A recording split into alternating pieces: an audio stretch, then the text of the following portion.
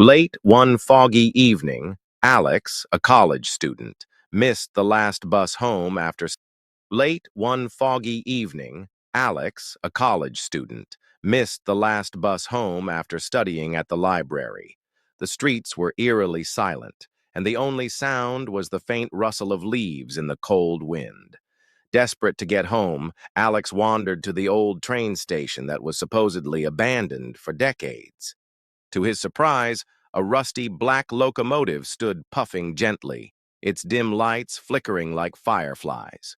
Curious and desperate, Alex approached the train. An old conductor, clad in a faded uniform, greeted him with an unsettling smile. "Midnight Express. Hop on if you dare," the conductor said, tipping his hat.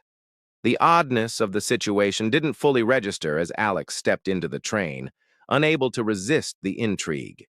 Inside, the passengers were unlike anyone Alex had seen.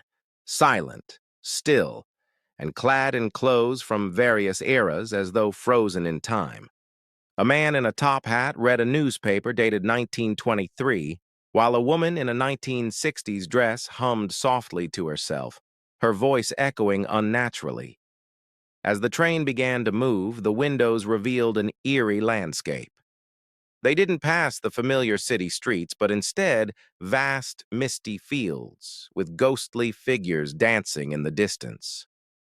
Alex's unease grew when he realized the train had no set route, no maps, no stops, just endless tracks winding into the unknown. Eventually, Alex struck up the courage to ask a fellow passenger where the train was heading. The man turned slowly, his hollow eyes piercing through Alex. "This train doesn't go to places," he whispered. "It goes to times." Each car, Alex discovered, was a portal to a different moment in history. Stepping into one car, he found himself in the midst of a medieval banquet. Another car opened to a World War II battlefield. The train wasn't merely a ride, it was a journey through forgotten memories, lost opportunities, and unfulfilled dreams. When Alex tried to exit the train, the conductor appeared again, this time with a grave expression.